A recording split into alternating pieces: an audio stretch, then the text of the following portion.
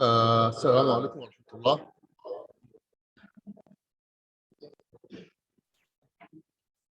عليكم السلام ورحمة الله وبركاته.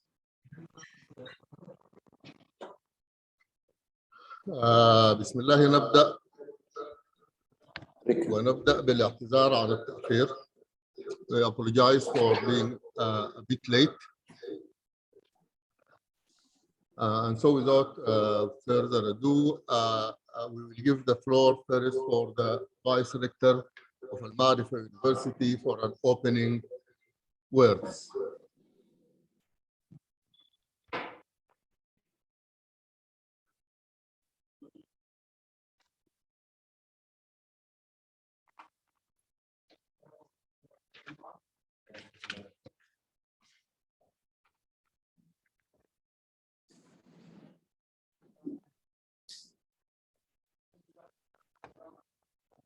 You are muted, isn't?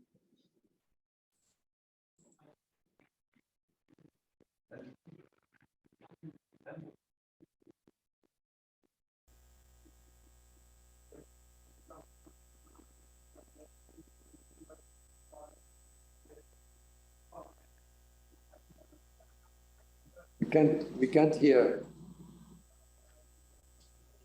Still muted. We cannot hear.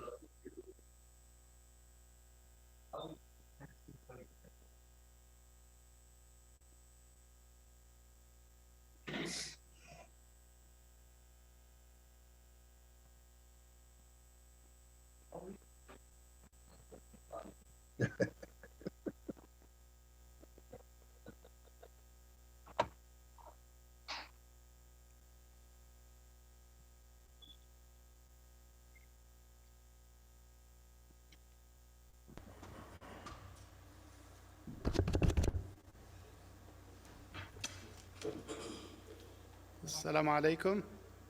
عليكم Voice السلام. is okay now? Yes. عليكم السلام ورحمة الله وبركاته.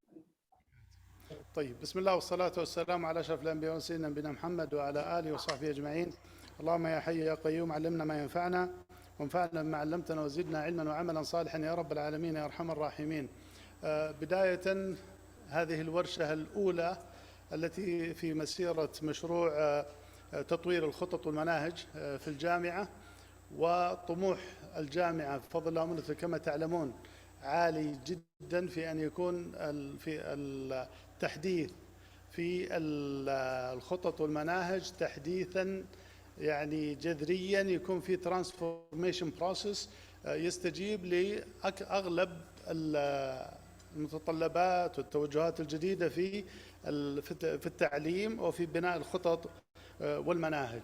وهذه الورشة الأولى بحول الله وقوته، يوجد ورش ثانية وثالثة ورابعة بحول الله ستتتابع هذه الورش، نستفيد فيها من خبرات أشخاص مميزين جدا زي الدكتور جزاه الله خير والدكتورة أيضا نرحب بهم في الجامعة ونشكرهم على جهودهم معنا في جامعة المعرفة في مسيرة بناء الخطط والمناهج الجديدة في الجامعة. أرحب كل الترحيب بالجميع، وأسأل الله عز وجل إن شاء الله التوفيق والسداد لكل جهود المشاركين. Thanks for everybody really that they participated in the previous workshop, and also they will inshallah participate, and they will encourage the other people as well to participate in the coming inshallah workshop. This is the first workshop with keynote people. They alhamdulillah for building the curriculum and making the necessary changes inshallah. أسأل الله عز وجل إن شاء الله التوفيق والسداد لهذه الخطوات الجبارة، ونسأل سبحانه وتعالى إن شاء الله أن يكلل هذه الجهود بالنجاح. وأشكر جميع من ساهم في إنجاح هذه. بروف حسام، نعم هذا هو أنا بروف حسام والدكتورة منى، أشكرهم صراحة خالص الشكر، وجميع من شاركنا خلال هذه الفترة وخلال الفترات القادمة إن شاء الله في بناء الخطط والمناهج.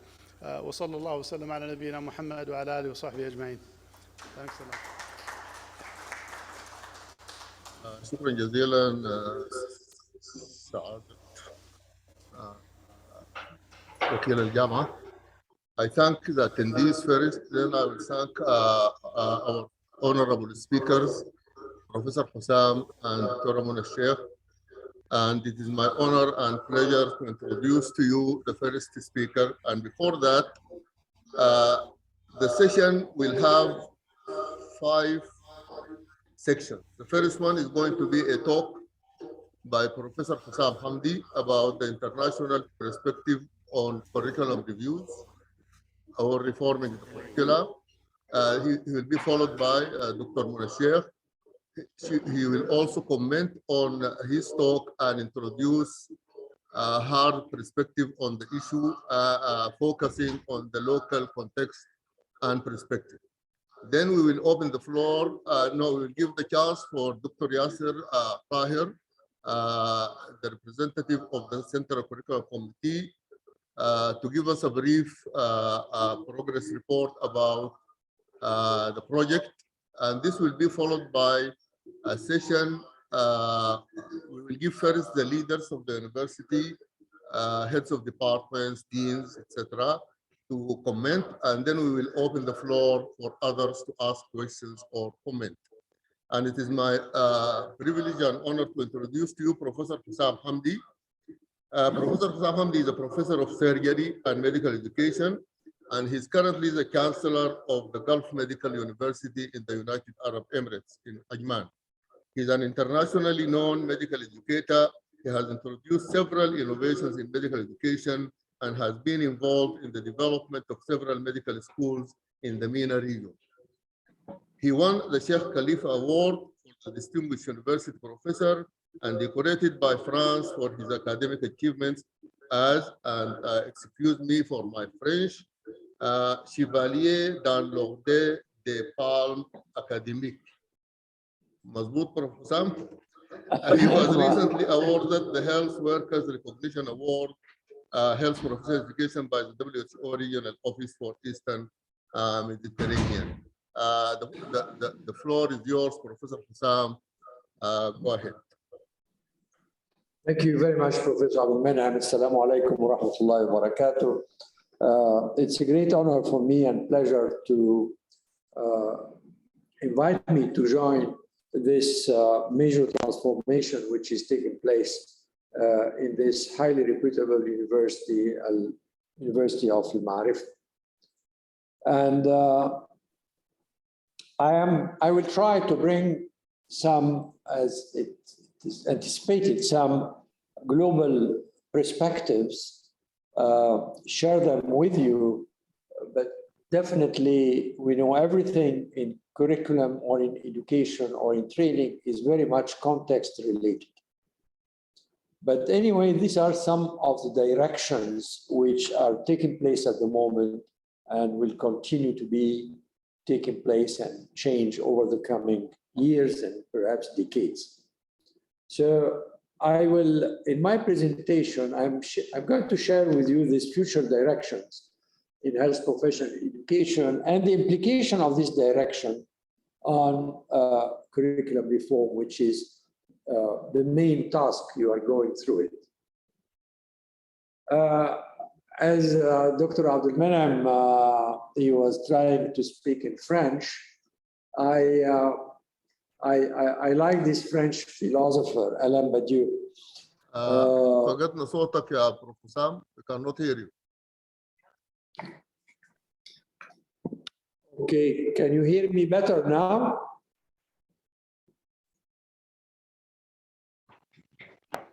We can hear you.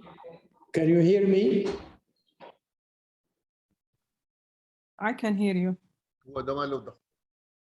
Okay, Dr. Al-Menam, is it okay now?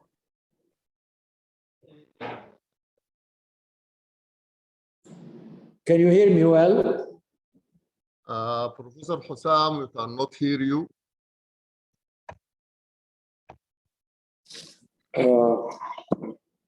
I don't know, but you are able to hear me.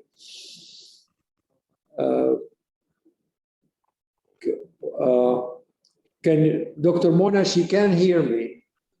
Yes, I can hear you very well, Prof. Cannot hear him. So the problem is perhaps in your system.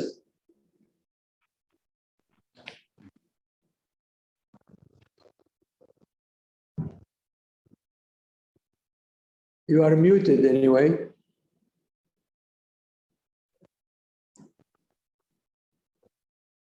Can you hear me now?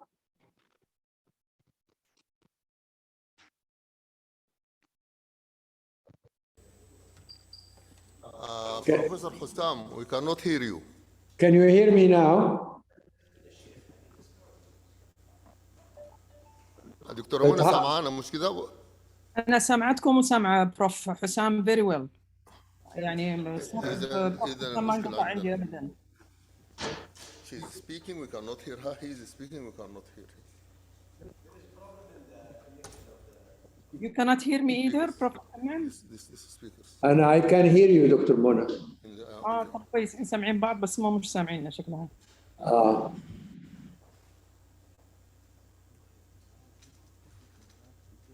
حضرتك في الدمام ولا في الرياض حاليا؟ والله في الدمام، رايح الرياض السبت إن شاء الله. إن شاء الله.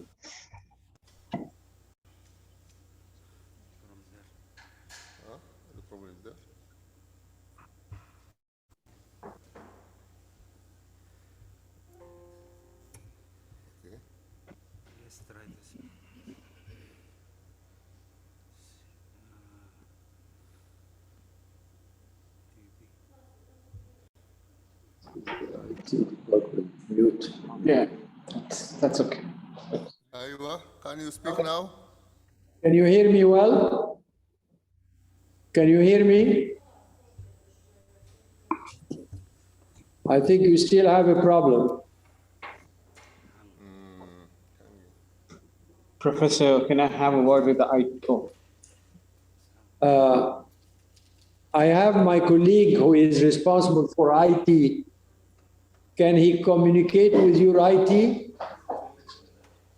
He can't hear me. Yeah. غريب إحنا سامعينهم. I can hear them. هم مش سامعين. Yeah.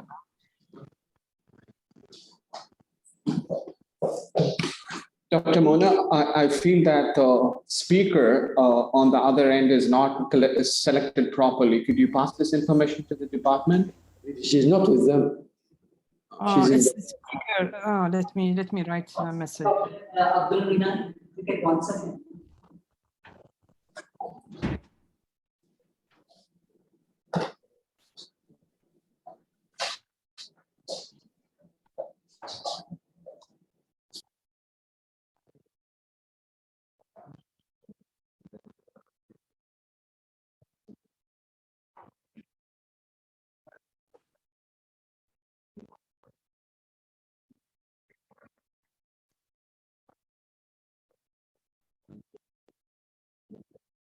Maybe they selected the mic or something.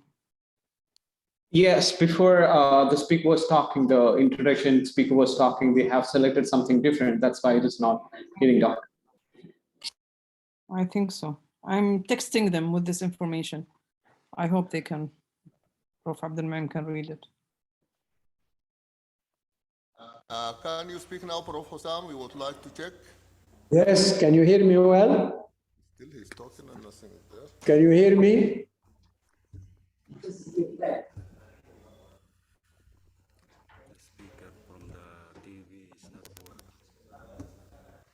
Repeat that, what we have in the bottom.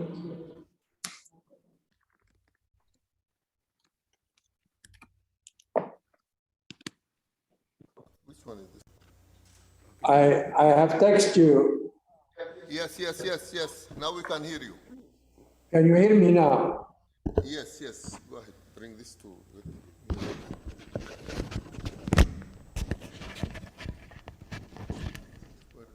This one? Yes, speak now. Yes. Can we start now? Yes. I want to go back. Okay. As I've said at the beginning, but you didn't hear me, that I would like to share with you some of the future directions which are taking place in health professional education. I'm using all the time health professions education, not only medical education, particularly that you have a more than one program related to health professions. And I think the reforms which are going on from our previous discussion, most probably they will affect more than one program. And these directions, how these directions will have implications to the curriculum reform which we are going through it. And I was saying that Alain Badiou, this French philosopher, has described an event that it has the power to rupture standard practice, approve knowledge, disclosing heightened ability to think and act. Very interesting, an event in our life, or personal or institution or world wide implication of an event. And definitely COVID-19 can be an event, and you can see that this philosopher description of the event, it applies exactly to what COVID-19 did for all our life now, and it will continue. And definitely February 20, of no return to the educational system of the past. So COVID-19, what it happens that many of these changes, online education and so on, it happened before COVID-19, but the effect of COVID was a faster transformation, which will continue. Now, with COVID and before COVID, there was many disruptive forces for change in the healthcare system all over the world. And we have to understand quite well that medical education, health professional education, is inseparable from the healthcare system of the country. The two are very close to each other. You cannot separate between health professional education and the context of your healthcare system. But definitely these disruptive forces, the major and huge advances which is happening in medical knowledge, sciences, and so on. The new technology which are taking place for diagnosis and treatment, the fast changing demography, the elderly, the chronic patients with chronic diseases, the demography is changing. The patients are better educated. They come to you, they have read, they have Googled the different procedures, so you have to convince them and you have to talk to them differently from what used to happen before. Now we are guided by huge amounts of big data, informatics and analytics, which has to be introduced in our curriculum, and it becoming part of the competencies of the health professional educator, health professional practitioners, because they will be using this data in taking decisions. Global health is becoming very important, what I call the domino effect. What happened in China has affected the whole world, and so on. So the whole world is interconnected very closely. New healthcare systems are coming up, even in Saudi Arabia. The systems are changing from perhaps totally free service to now someone has to pay the bill. Of course, but the system is changing. And this has an implication to health professional education. This is the first direction which I would like to share it with you, that the model of healthcare, which is going to take place, or actually is taking place, is based on working in teams. So the patient in the center, but it's not the doctor who is responsible for the patient, but it's a team. And so how to develop this team and the effect of team care, healthcare, how we prepare the students to become a good player within this team. And that's why the issue of interprofessional education, learning together, the medical students, the nursing students, the pharmacy students, and so on, how we can create in the curriculum approaches, strategies, which will encourage and embed the interprofessional education. So, because as I say, learning together for working together. So moving from the learning context to the practice context. And this is a very important direction which has to be considered when you are reforming a curriculum. The second direction is about the academic healthcare system. You see, sometimes the separation which happens between academia, education and research, and hospitals, healthcare, they are two separate. Sometimes they talk to each other, but not in a strong way, as if each one has its own culture.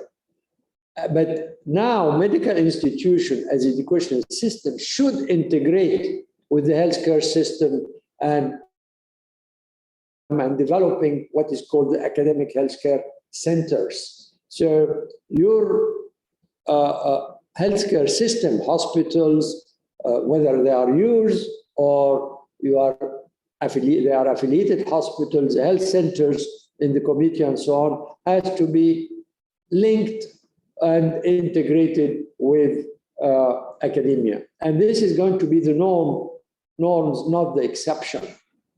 So you will find that moving from this independent two systems to gradually increasing this to fully integrated pictures. The third direction that I believe the public-private partnership will spread and become more regulated and encouraged. So private healthcare, private education, both are important and they have to come and work together. And the training of students in any health professional education program will be in all healthcare related facilities in the community, whether they are public or private. So this will need moving the private to play a role in education and moving them to become more academic. And by the way, this is not going to affect the profitability of the private sectors, but it can even improve it. And I have personal experience in running it in our healthcare system. Another direction, which is has been going on actually since the 80s, is competency-based education. So moving from course-based education to competency-based education, moving from how much or what the graduate knows to what the graduate is able to do. Moving from just accumulating credits, which I have some sensitivity to this credit system, to is he fit for the purpose? And this fitness for purpose is one of the definition of quality. Are we producing the professional who will be doing this specific job to the best abilities? Now, when we talk about competency and competency frameworks, and Professor Mona, she is very much aware of this, you are going to find that the competency domain, they have added the Saudi Med competency framework. They are not different from the Canadian CanMed or the ECGME of US or the GMC. The language may be slightly different, but the meanings are the same. And this table, it can show you that the competency domains are almost the same. In relation to this, I want you to pay attention to this interesting model, the Drifus and Drifus model of competency development. And because this has implication on the progression of the students from the moment you enter in a program, and this level is called a novice, to an advanced beginner, to a competent, and perhaps competent level is at when they exit from the program. So in the medical school, maybe the first novice is the first 2 years, advanced beginner another 2 years, and competent another 2 years to the 6 years. But recently, many of you knows about, we have been also talking about EPA's entrustable professional activities, and they have different levels because you cannot expect at the level of exiting, they can do all the EPAs there. But the concept of entrustability and entrustable professional activity is one of the governing concepts in curriculum reforms and in curriculum design.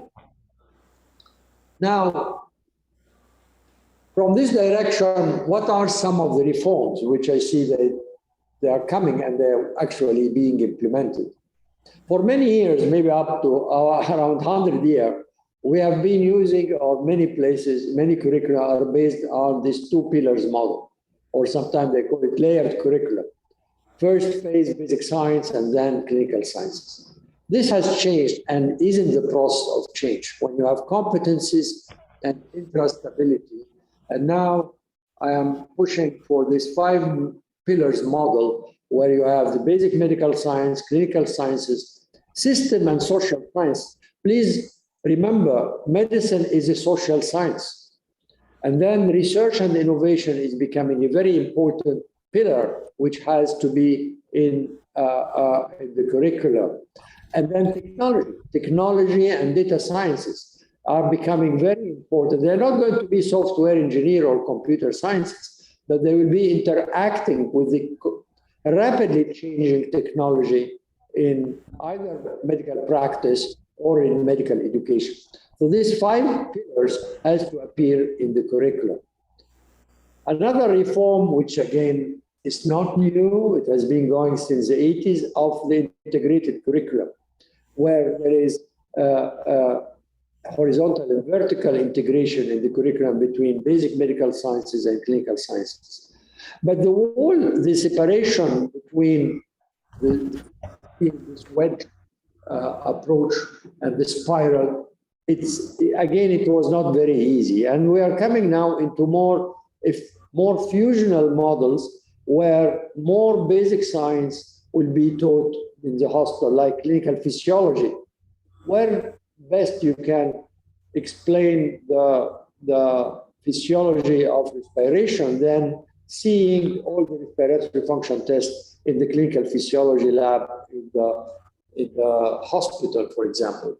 So the fusional model is another reform which has to take place. This is from what I'm talking, this could be is one structure of a curriculum where you have 3 phases, what I call it the transition to medical science when they come from high school, and then you have the core medical science, and then you have the transition to practice, the clerkship phase. But you can see that the transition to practice, it starts early, maybe even in the 2nd year, and then gradually it increases, while the same is happening for the medical science. They don't disappear when they move to the clerkship, but still there is representation of that.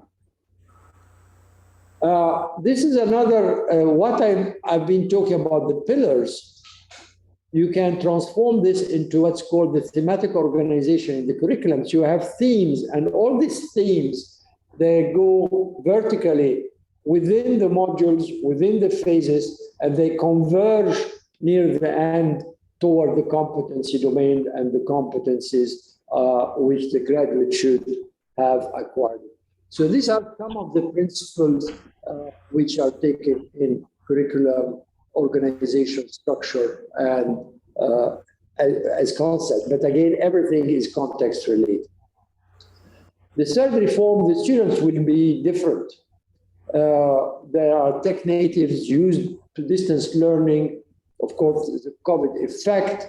You have to introduce them to the interprofessional education and practice so that in the curriculum, you have to develop how they can learn certain aspects together so that they can work efficiently in the future.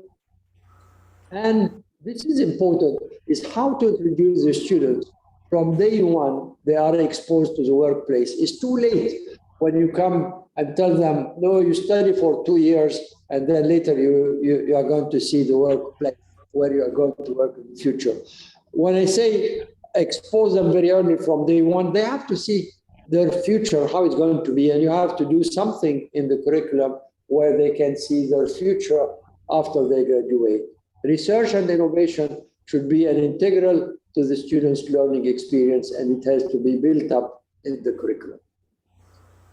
Another reform is the changing of the faculty. The faculty role will change from an information giver to facilitator of learning, a role model, an expert, and innovator. The typical faculty track where you expect the faculty to be the best educator, the best researcher, and the best community, serving the community, is an illusion. It cannot happen, and it is not happening, because you cannot be excellent in everything. But there will be this, what we call the faculty track system. So you'll have faculty as educator, but they are doing research, and maybe they have a little bit of clinical, while you have more researchers, but they are also educating. And then you have the clinical, where they spend 80% of their time in clinical service, but about maybe 20% in education. But you have to train them and to develop them to be able to do that.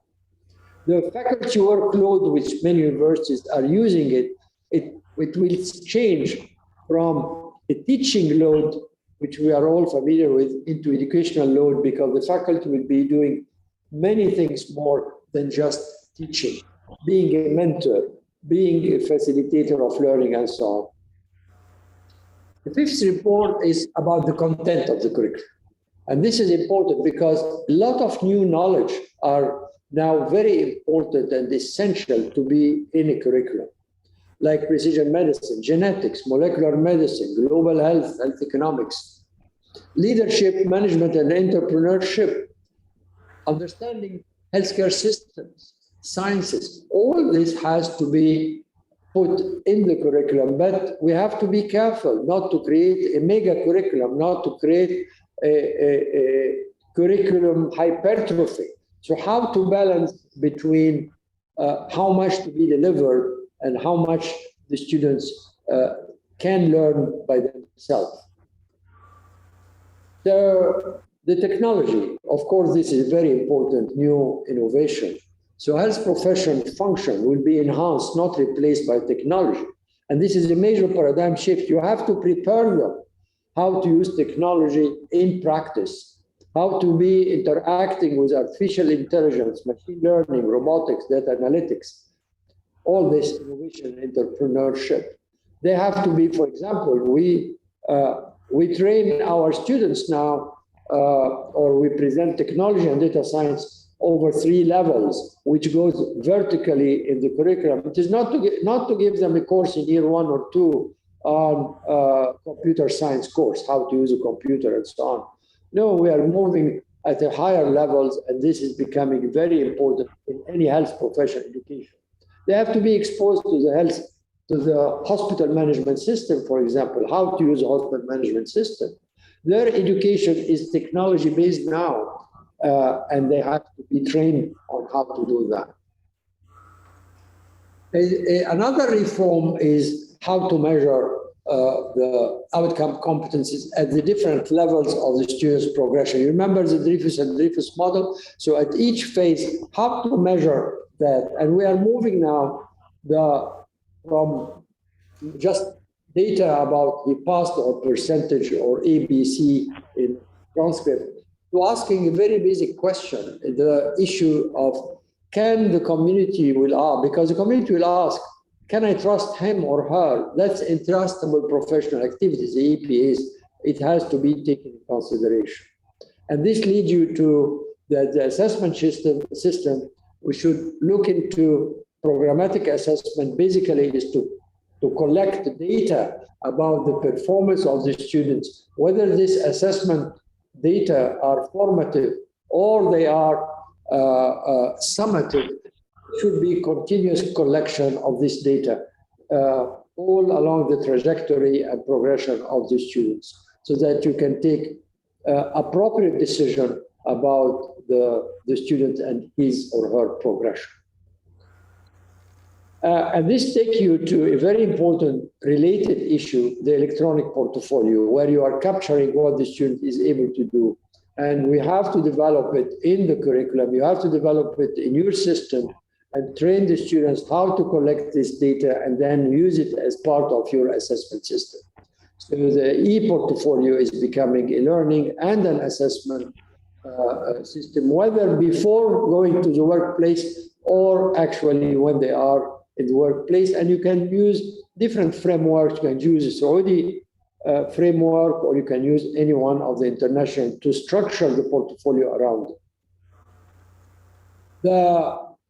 I want you to understand this concept, which is very interesting, the distance and distributed learning.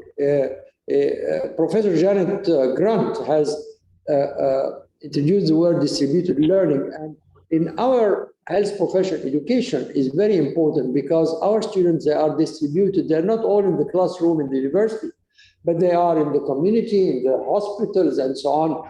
But do you have real control over that? Do you have a system of quality assurance when they are away from you? This is the main essence of the distributed learning. And please go and have a look at the World Federation of Medical Education standards produced in 2021 about distributed learning. I think this is the front page of this document. It's a very important document, and please have a look at it. So to end with a message, I think reforming the curriculum across several programs in your university or in any university is a major task, but it is a golden opportunity to lead innovation in health professional education. This needs a visionary and transformative leadership like the leadership in your university. And the new curriculum should be contextual, adaptive, and flexible. Flexible is very important because changes will be continuously happening because the curriculum is not static, it's continuously evolving and changing. I stop here and thank you very much.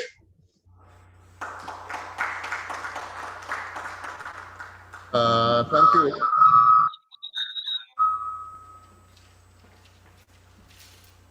I can't hear you.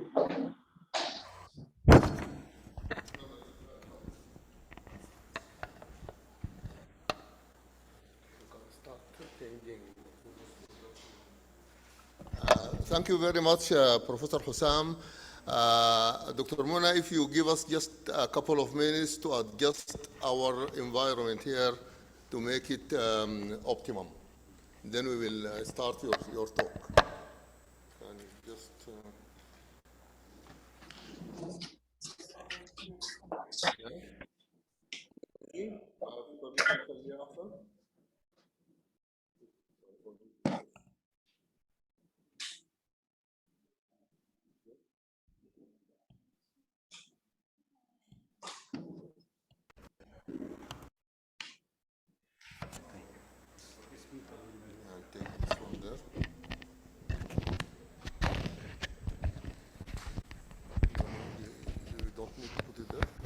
No need. It's already. these ones are not working now. This speaker will be. We'll take from there. And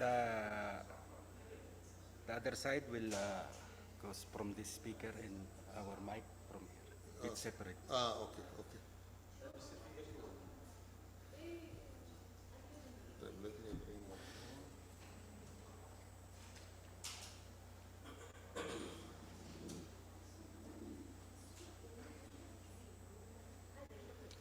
Will there be echo?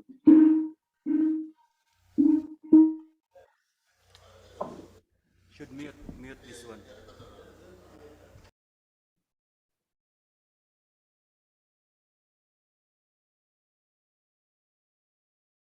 Dr. Mona Ahmoud al-Sheikh.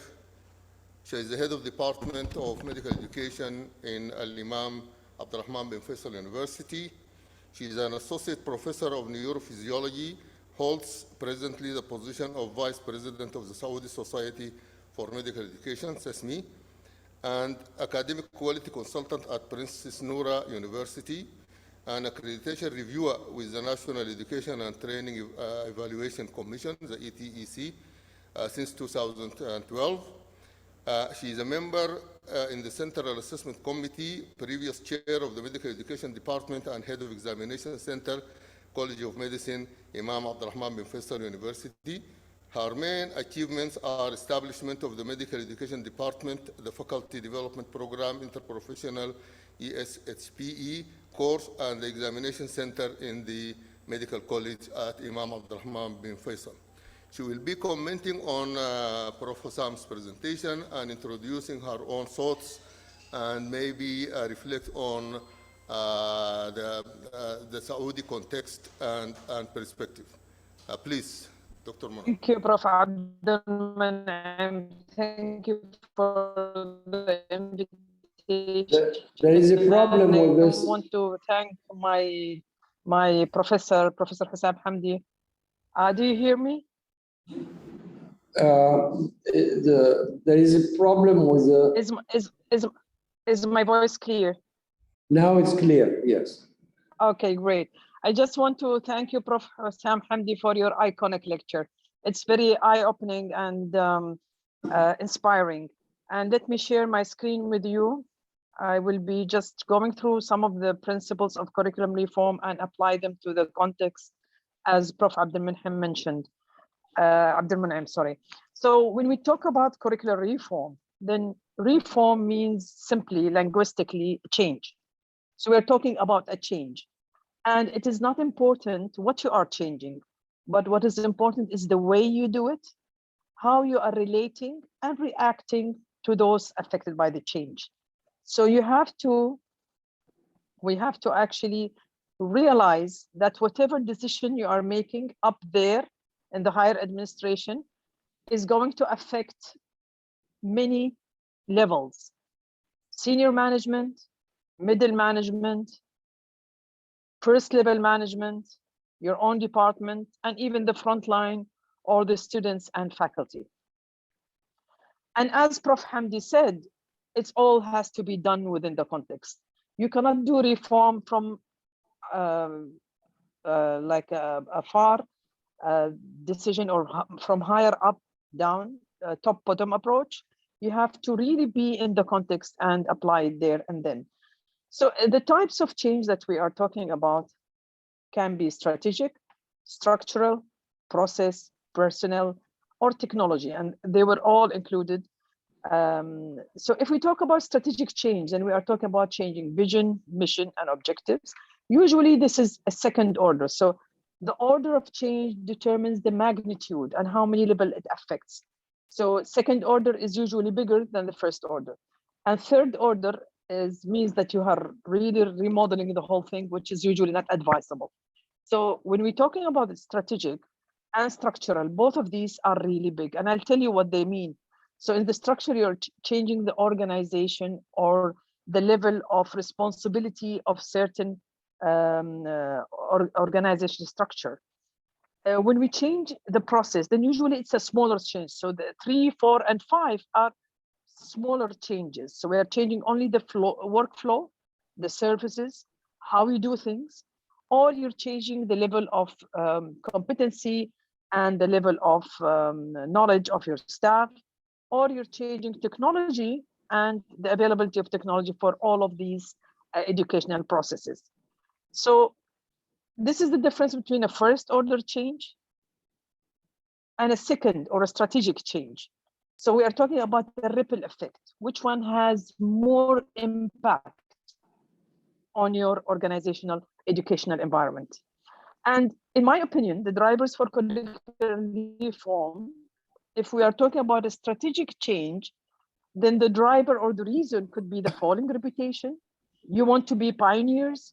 There's high competition from national and international educators or institutions, and you need to keep up with the changes, that are happening in medical education in this or in the sector or in the programs that you are reforming. The drivers for structural change are a little bit different. Here you want to save money and you want to be cost effective. So you want to do more with the same resources. And both of these I think are very important. So I just put a big for Al-Marifa. So the first one probably is that you want to keep up your reputation. At one point of time, Al-Marifa Medical School used to be the only reputable private medical school. We want to go back to that reputation. When we talk about structural, then again, with this falling support from the Ministry of Education, then this really comes as an important component. When we talk about the process, again, it's the way you achieve things. Can you do them a little bit better? Can you improve the effectiveness of your systems? Then it's less important than the previous two, but it's also applies. When we talk about personnel and how qualified your faculty and admin are, then that is probably a less important one when we talk about Al-Marifa. When we talk about technology, with, as Prof. Hamdi said, with the this disruptive change of the COVID-19, then technology is a must and it's not an option. But I would say that the first two are the most important. Strategic and structural drivers, or these reasons, are the most powerful drivers for the change in Al-Marifa. I'll just go over theory of change with you briefly. So when you first introduce a change, so there is an innovation. Somebody came with an idea and he said, okay, I don't want to do any more traditional medical education. I want to have problem-based learning, system-based learning, integrated models. So there is an innovation. And the first adopters, we call them the early adopters. This is a very important group of your followers. Then the greatest bulk of the change is done by the early majority and then the late majority. And these laggards are the ones who were really forced to do the change and to follow. And they're usually come at the end. So when you come to the total with time, it becomes like an S-shaped curve. And this is by Rogers. So this is called the diffusion theory. So Mr. Vice President, you have taken a very bold decision to do the curriculum reform. You have broken the status quo and you have unfrozen the system. And this is a very bold decision. There is no going back. It's like a dominoes effect. And once you start, you can never go back. It will just fall away. And you have to take care of your early adopters because they are your ambassadors. So you have to recognize them, empower them, and stimulate them so that they will be your right hand in this process. Now, out of the models of change, I chose only two. One is the Kotter's 8-step model, and these are the steps. And I believe, although I haven't heard much about the process, but I think you've already finished these three. So you've already established an urgency, you've already created a team, and you've already produced a vision for your curricular reform. So I believe we are at step 4. We are communicating the vision of your curriculum reform. And now we need to empower the actions behind those change or behind this curriculum reform. And you need to think of short wins. People are not patient. They want to see, they are working very hard. They are sacrificing a lot of their time and effort, and they want to see a quick result. So you need to produce some short wins. You should, now at this point, people start giving up. So you need to motivate people, you know, fuel their motivation, if you like. But I would really stress on the last part, which might come within a few months or a year from now. which is after you have already established the change, how to incorporate it into the system, how to make it sustainable, how to make it into a culture. And this is the real challenge. I have seen many changes, many curricular reforms that have died out because once they have done the change, they could not change it into a culture and it just died out. There is another model called loser model, and this is a table which aligns the quotas with the losers. They're practically the same, but I prefer the quota because it really spells out each step and it's easier to follow.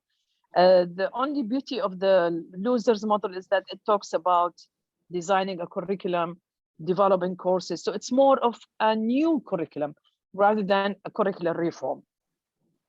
Now, one thing that will be really a very handy tool is called the people chart. What do you mean by people chart? You keep a list of persons or groups of persons, and you define their importance, their direct influence on the curricular reform, and their indirect influence. Now, this tool is very helpful. How?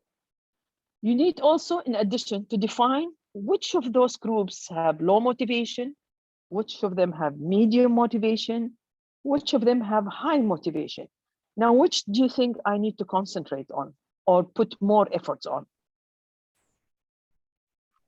Is it the high motivator or the low motivators or the medium?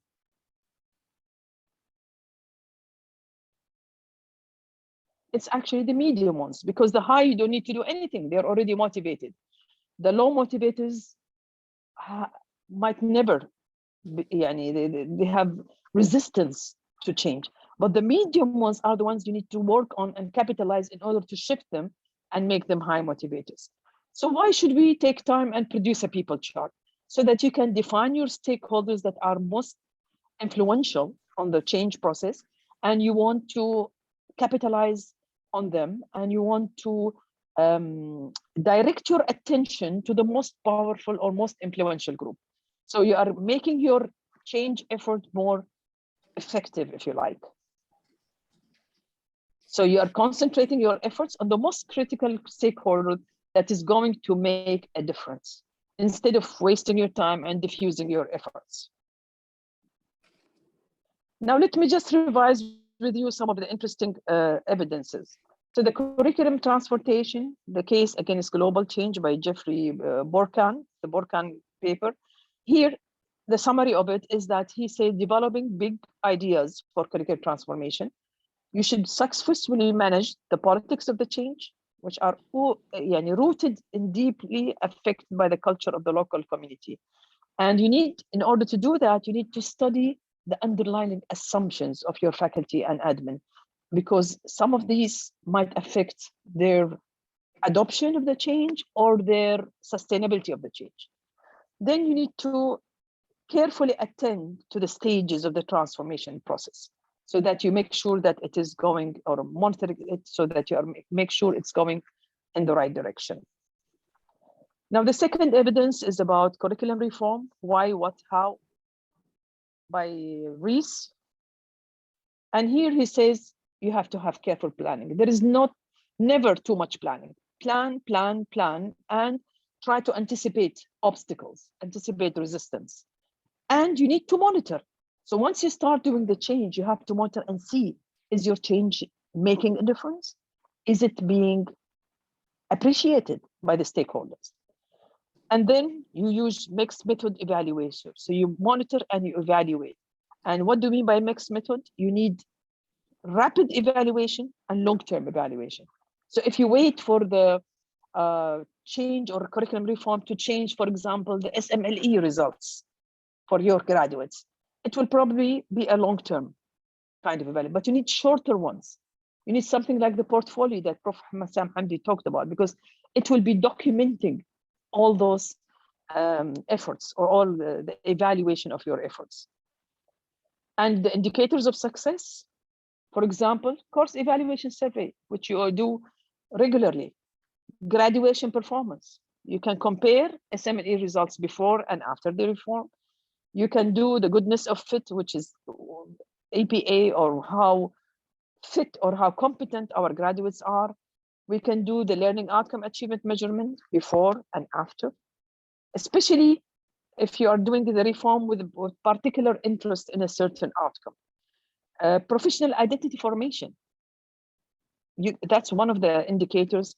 Professionalism and social accountability, or the measurements of these are a little bit more tricky. And then the cognitive growth over time, the progress test results. They're a very good indicator of improvement or a change process. So we have short-term evaluation, like the portfolio, the satisfaction with the faculty development program, perception of stakeholders in general, educational environment measurement. And this was what the topic of my master's in MHPE. It's a measurement of all, whether the environment is conducive for learning or not. So there are 5 subscales, and a study like this can tell you a lot once you do the change, and you can do it before and after. And climate survey, see if your faculty are happy, if your administrative people are happy. All of these are indicators of success. Now, there is a paper by in Swansea about 12 tips of curricular reform. And here they mention these, that you need, and I will just highlight the quick visible wins. They are very important. A lot of communication. Please don't make plan in a closed room in the very high administration and forget to communicate it. Because without communication, without involving the faculty who is actually in the classroom, who's applying all these decisions, then we are not doing anything. So communicate and concentrate on quick visible wins, because that will boost the morale and will ensure that their stakeholders are following. So it's a list of 12 tips. And the last one I will also highlight is celebrate success and shift from project to new reality. When something is new, it's interesting. But when you want to sustain it, other issues might erupt. So we have to think of this new reality phase, how we are going to motivate people to really culture. And I already mentioned this when I talked about the Kotter's model. So I think for Al-Marifa, you need to acknowledge the psychological impact of change. Some people don't like to change, and they think it is, you have to question the underlying assumptions of faculty. Some faculty believe that change means more work, means less enjoyment. So you have to really communicate with them, alleviate their fears, and make sure that they are we cannot do without our faculty, even if we produce technology, even if we do online courses, or even if we do virtual patients, we still need our faculty. So you need to talk to people. Don't underestimate the complexity, as it was the example given that curricular reform is like moving a graveyard. So it's really a very complex phenomenon. But I salute you and I congratulate you for being bold and courageous enough to take that decision. And now you cannot go back. You've already started, so you only can go in one direction. And you have to celebrate the success. Faculty development by Sandjern and Sheikh. Now, the beauty about this paper is the blueprint they have done for the faculty development. So this is mainly talking about how we can develop the faculty in order to produce the change or the curricular reform. And they have done a very nice blueprint where they take, for example, one outcome like quality systems improvement, and they do it at levels. So if you want only a proficient level, you can do an online course. If you want an expert level, you have to do a mini course.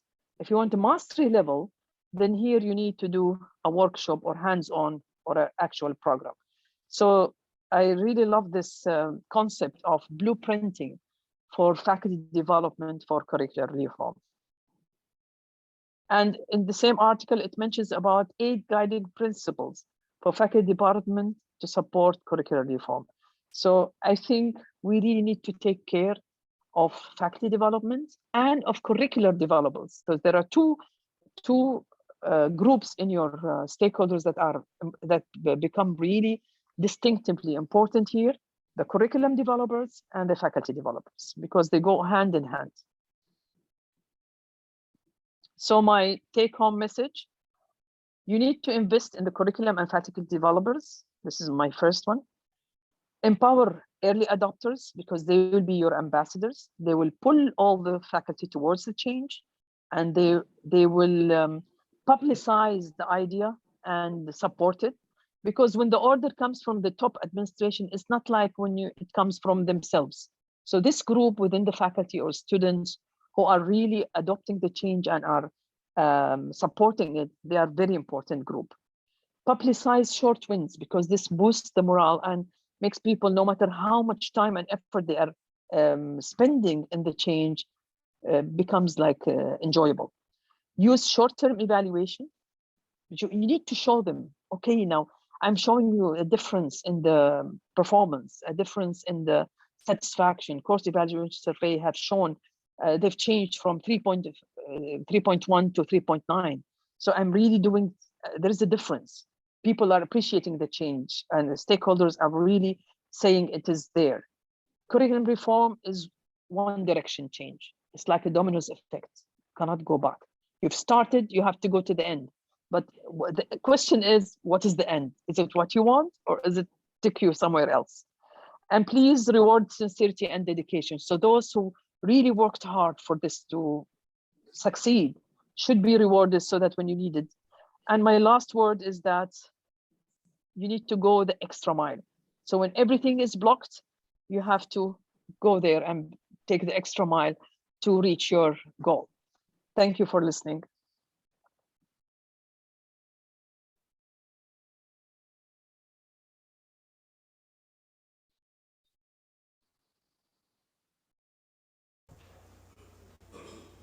Thank you very much, Dr. Muna, for a very informative talk.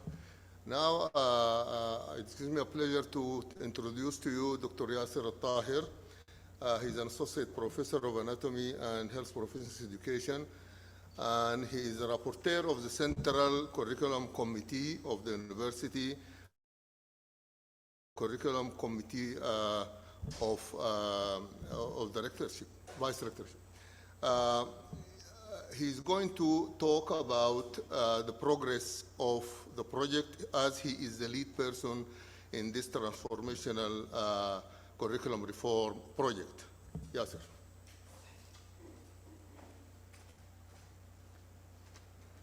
بسم الله الحمد لله والصلاة والسلام على رسول الله. Your Excellency, Dr. Nasr Jarallah, the Vice Rector of the University, Deans, Head Departments, and dear colleagues. Assalamu alaikum wa rahmatullah. At the beginning, I would like, on behalf of Al-Ma'arif University, to thank our distinguished speakers, His Excellency, Professor Hussam Hamdi and Dr. Muna, first for their acceptance to participate in our project, and as well I would like to thank them for their nice and inspiring presentations. Inshallah, I'm gonna to have a couple of minutes just to present our project. And it will be both the plan and as well the achievement so far. My talk will be inshallah about explaining the curriculum review development project plan, and I'm going to report our achievements so far, and I'm waiting for your valuable feedback. Those who are here in the hall and our experts who are participating from outside.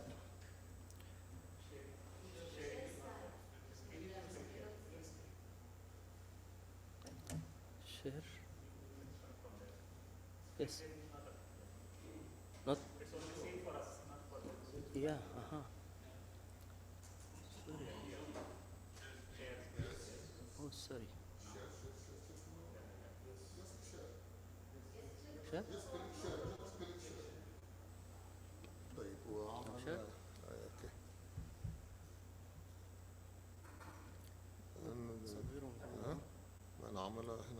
لأنك عملت شير خلينا just a minute.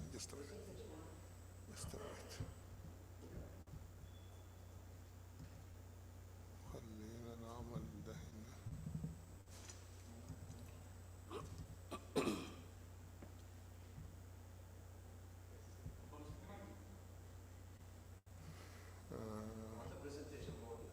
ها؟ لا ما هو الآن يعمل باوربوينت من هنا. أيوة وبعدين if we want this to be gallery. Yeah, anyway, it's okay. Not shared? Shared. Shared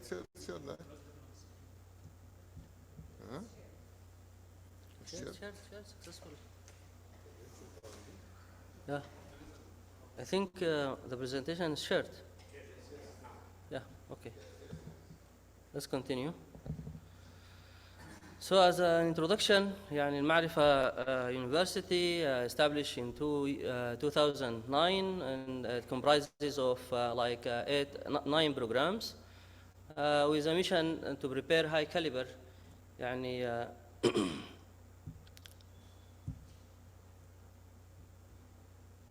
participants in the knowledge-based economy and motivation of graduates and researchers. طيب, for sure, there are so many drives and rationale for doing this project and this reform. Currently in the university, there were internal and external drives for our reform and change. Maybe the internal drives were that since its establishment, there has been no comprehensive review done for the curricula. That means since 2009. And almost all quality reports revealed the urge and the need for doing curriculum review. It has been reviewed quickly at the beginning. And also, we trust the leadership observations and recommendations, and based on their recommendations and observations, we also put this into consideration as well. Curriculum review and reform was one of the strategic projects in the university 2025.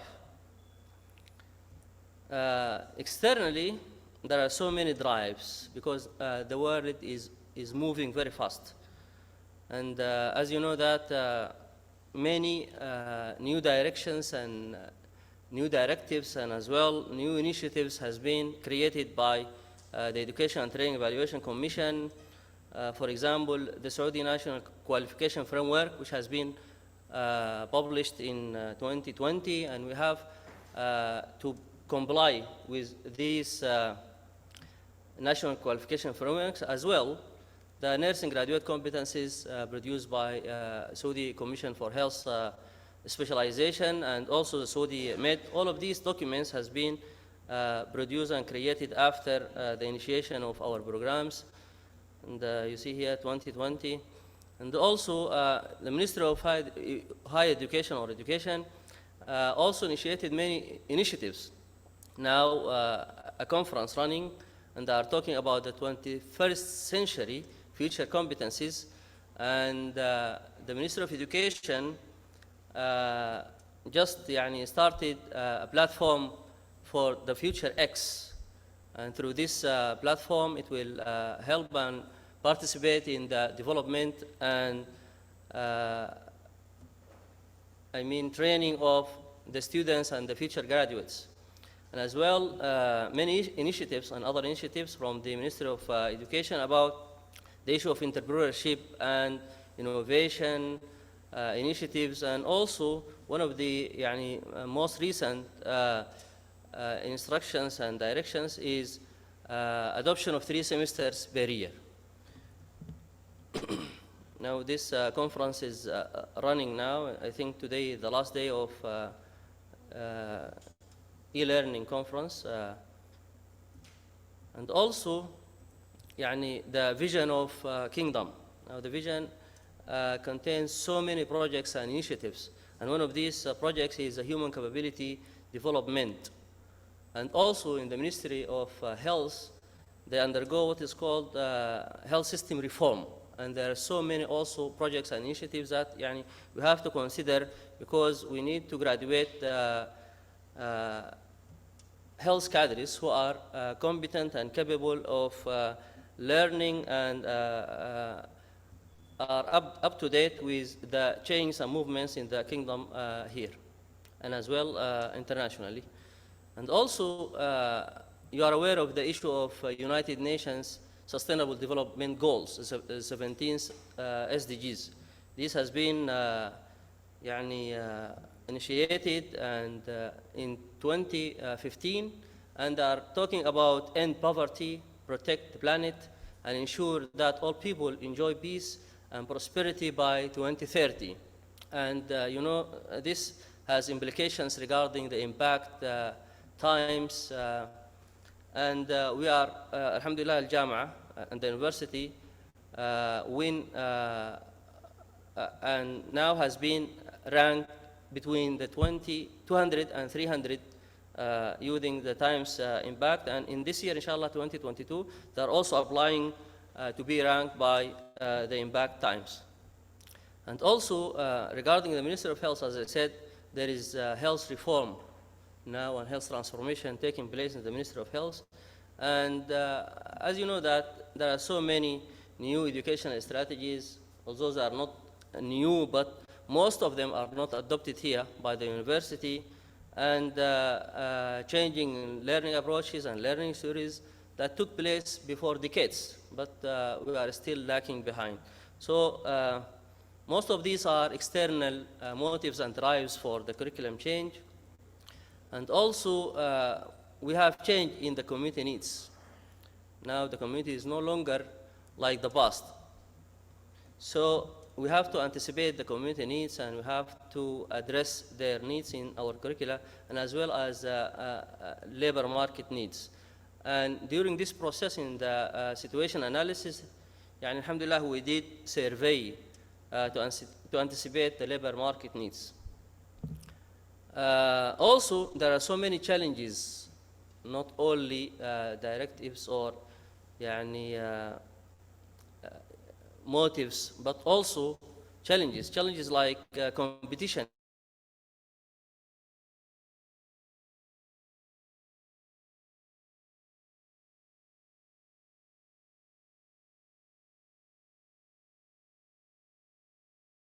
And as well, the issue of community-based education is not is underused here and underutilized, even in all programs. Even the allied health programs are also not utilizing the community-based education.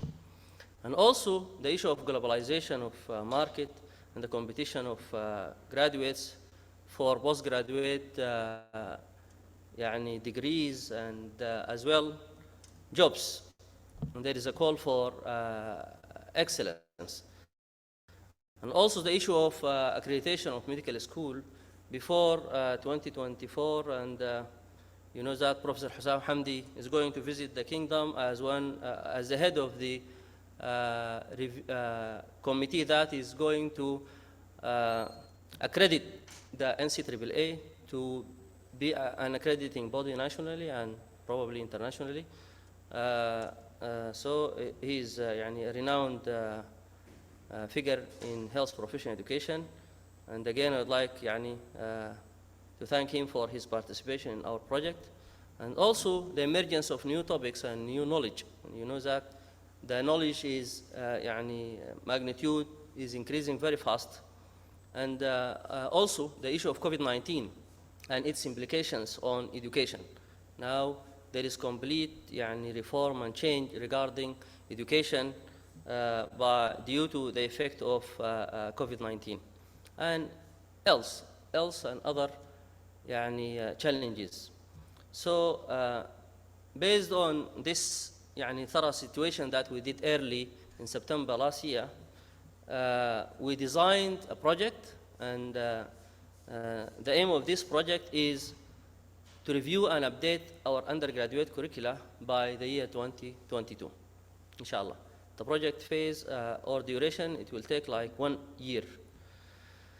And we have other objectives like capacity building of the faculty. And now we are, alhamdulillah, conducting one of our training workshops for capacity building.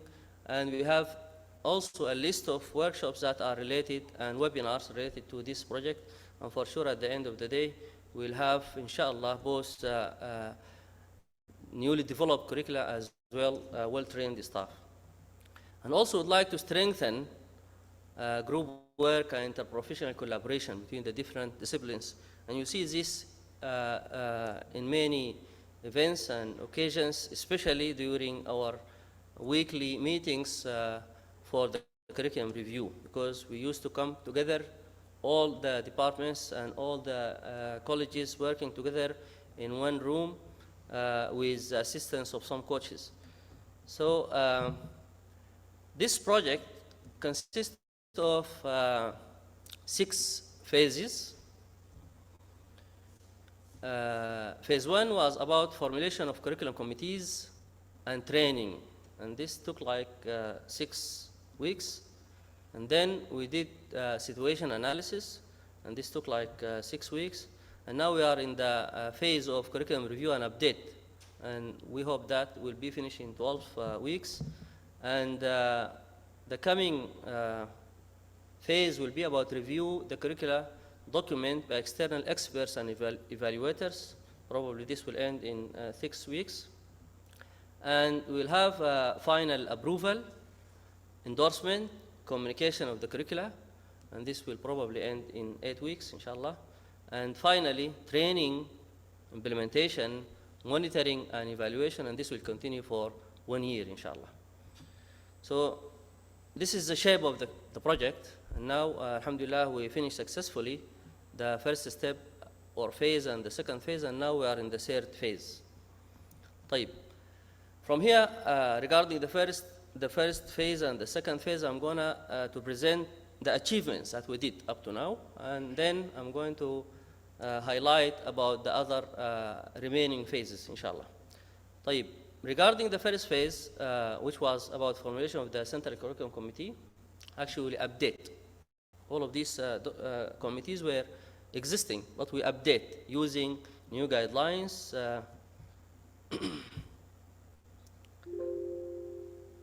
Sorry, I hyperlink in my laptop. Anyhow, there is a decree for the Central Curriculum Committee, and as well approval of the project plan and the communication channels, and all of this has been defined in the project plan. And as well, we formulate the program curriculum committees. We looked also at the level of the programs, and alhamdulillah, all the programs update their curriculum committees. They inject students, graduates, head departments, and as well senior people who are committed, who have the know-how regarding the curriculum review and development. Many programs we received the new updates from all departments. Also, in phase 1, we communicated the project at the different levels, the deans, program curriculum committees, the whole faculty in the university. All people now are aware of the project and the process of the project and the phases of the project, and mainly the main parts and pieces of the project. And also, we did project action plan and Gantt chart, and sent also for the curriculum committees, because we want to communicate the curriculum to be known by everybody who is participating in the project in general. And we did a checklist, because at the beginning we hear that some of the programs and departments started their reform before the initiation and the kickoff of the project. So I'd like to assess their status and progress regarding the curriculum development and their status at their program, That is why we created a checklist just to evaluate their level. And in this checklist, we roll out the standards of doing each step and their status and the deliverables that assure that they did it in the scientific way to be reported for the Central Curriculum Committee. And also, alhamdulillah, a Moodle page has been created for program curriculum committees, members, and the faculty, and this Moodle page contains very useful reference materials related to the project will be ready to be utilized by each member, videos, references, papers, and so on and so forth. And also, alhamdulillah, formation of the channels of communication, emails and WhatsApp groups for the heads and the members of the curriculum committee, the Central Curriculum Committee, and the project director. And as well in phase 1, alhamdulillah, we did 2 days training workshop. This has been conducted for the program curriculum committee members on the 23rd and 30th of October 2021. And we did a report for that workshop. The contents of the training workshops were curriculum design. We mainly focused on outcome competency-based curriculum model.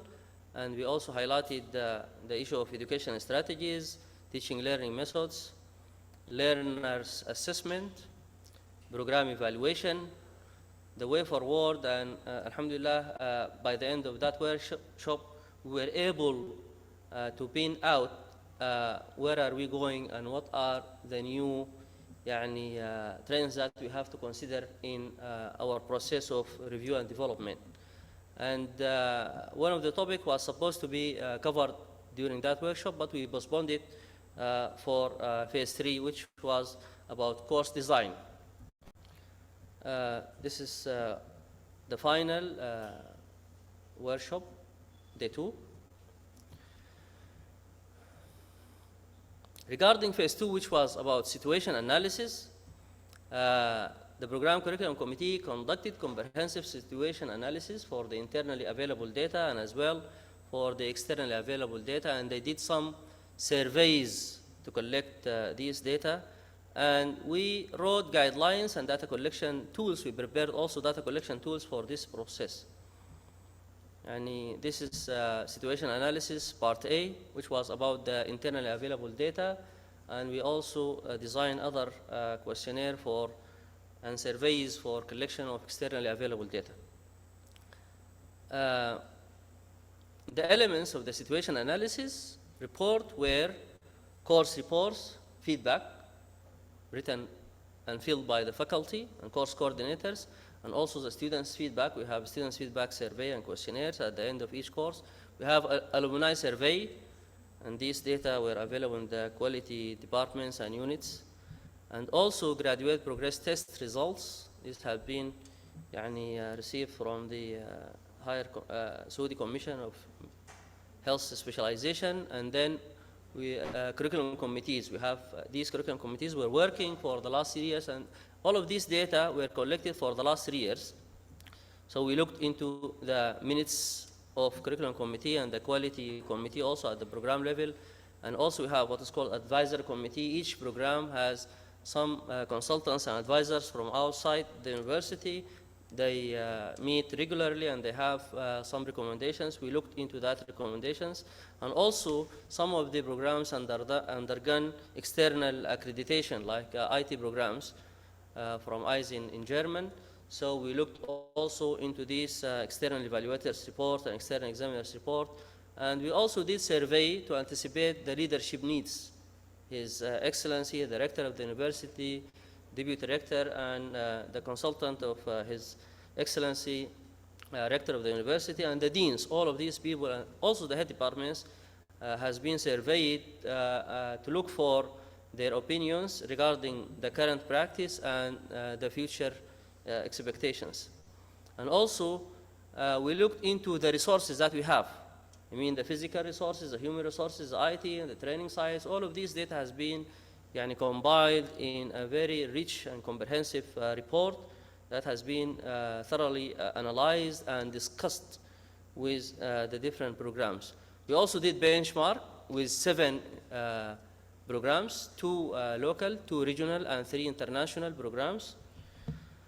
And we also did the market survey or employer survey, and we prepared the data collection tool for that purpose. And also we looked into the national and international graduate competencies for each program. For each program, we asked them to prepare the suitable graduate competencies that suit for their case. And also we looked for the directives of the accrediting bodies like NCAA, and also we surveyed the Ministry of Education directives. Some of them I just mentioned during my talk. And also we looked into the health, Ministry of Health directives, indicators, and epidemiology, the most common causes of death, and so on and so forth, and the shift and reform that are taking place regarding the health delivery system in the Ministry of Health currently. And we also reviewed the Kingdom Strategic Plan 2030. Mainly we focused on the educational objectives and health objectives and initiatives. Regarding phase 2, we also, most of the programs, alhamdulillah, they provide their surveys reports. Mostly they were satisfactory. In some there was some gaps. A meeting has been held with each program for discussion of the situation analysis reports for the 9 programs, and the meeting has been attended by the program's faculty members, all, not only the curriculum committee members. Maybe the main outcomes of the report and the second phase were it provided us with evidence that there is a need for doing curriculum review and development. It has been apparent in most of the comments and the elements of the report. And we were able to determine the gaps in the existing curricula based on the different feedbacks from the different stakeholders. And as well, we were able to compare and contrast our programs with others, locally, nationally, and internationally. And alhamdulillah,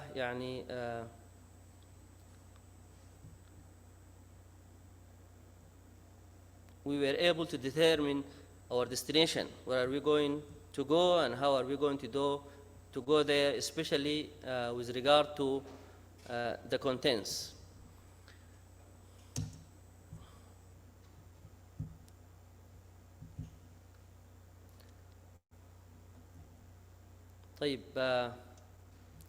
Also, during the process, and when we about to finish phase 2, another committee has been held by His Excellency, the President of the University, and this committee was about the studying future competencies and the preparatory year program.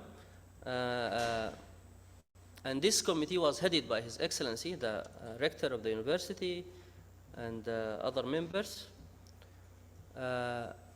Its objectives were to write and review al-Ma'rifah graduate attributes, as well to study the preparatory year program and practice currently. Okay? Also, one of the objectives of this committee is to suggest the rollout regarding the graduate attributes to be handled for the different committees in the different programs. Regarding phase 3, which we are now in, it's about curriculum review and update, the process itself, the backbone of the project. In this phase, we had some preparations and directives. We also write this. Regarding the preparations, we consider the issue of engagement of the experts. And I'm going to talk about this in different slides, the coming slides. And we also prepared coaches. We have, alhamdulillah, 2 teams. Internal coaches, me and Professor Abdul Munim, Professor Ibtisam, Dr. Nada, Dr. Muhammad Sharik. And also we have external coaches, Professor Bashir Hamad from Sudan, the consultant of Sudan Medical Specialization Board, and Dr. Abdurrahman Al-Gawasmi from Al-Majma'a University. Both of them are external reviewers for the products of our work. These are the members of coach team. We held meetings, we discussed our roles and responsibilities, and we are working in harmony, alhamdulillah.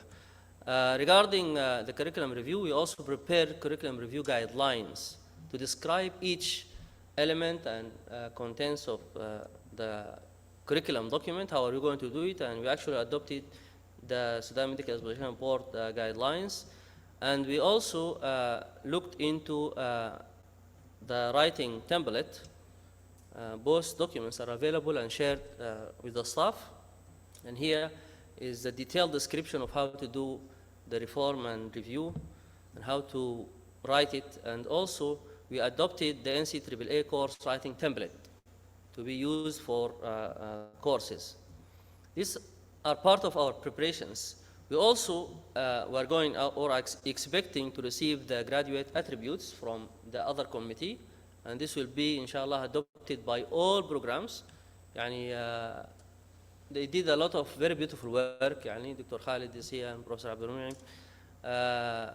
They survey the students and the faculty and other stakeholders, and they draft proposal for these attributes, and I think they come out with like 7 generic attributes to be adopted by all programs. We are going also to make use of the situation analysis throughout the process, I mean the report, and we are going to use some scientific supporting documents at each phase of the writing and reviewing, and we finally adopted the 2018 curriculum version as a baseline. So all of these were just preparation for phase 3.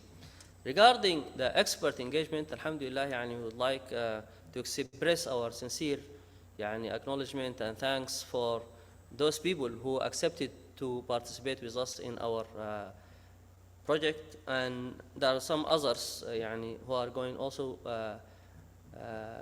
to come in during and to step in during the process. So many thanks for you all. It has been recommended early, the issue of expert engagement has been recommended early during the Central Curriculum Committee meetings, and we are talking about 2 types of experts to be engaged. We are talking about contents experts and educational experts, and we give a room for the different programs to engage content experts as they like, whom they trust. We also talk about certain criteria for those experts, and we wrote a concept paper about the experts, who are they, what are their characteristics, what is their role, and what is expected from them, everything, and has been shared and alhamdulillah approved by His Excellency the Vice Rector, and he accepted also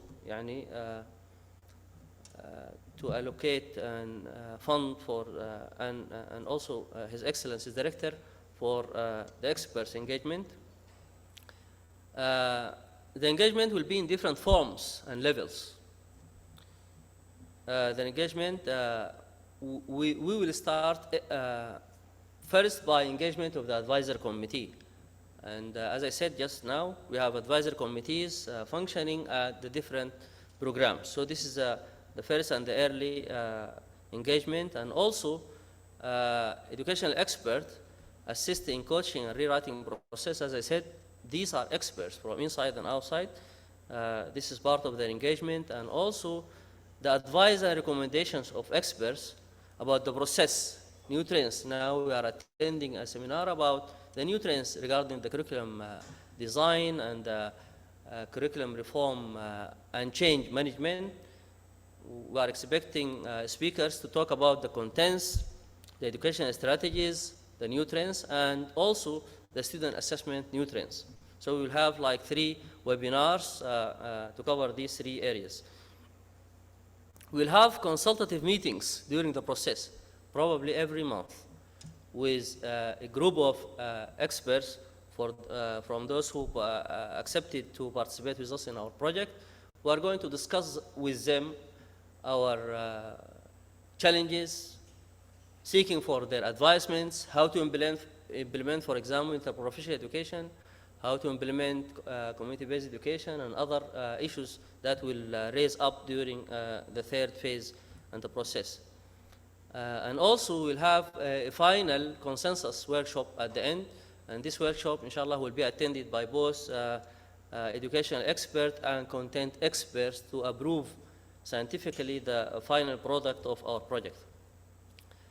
Regarding also phase 3, we already set how our handbook or curriculum handbook should look like. It will contain responsible group section for responsible group and acknowledgement, introduction and rationale, vision, mission, and values, program goals, curriculum key principles, graduate attributes, and program learning outcomes. Study plan, educational strategies and methods, student assessment, evaluation and feedback, implementation and required resources, and bibliography, what we have visited during our process, and annexes like the academic regulations, the portfolio, logbook, and the guides, the different guides or BBL, whatever guides that we are going to design to facilitate the implementation of the courses and the curriculum. So this is at the end how our curricula are going to look like. How are we going to do the review process and the development process? This should be, inshallah, through coaching and review meetings. And we already started these meetings. They are every Thursday. In each week, we have certain tasks based on the guideline. We have certain tasks. This task is going to be discussed, explained during the meeting, and then we expect a draft will be produced by the end of each review meeting or coaching meeting. And this draft is going to be improved during a week time or 2 weeks. It depends on the duration that is allocated for each section. And then it will be submitted for the coaches internally and externally.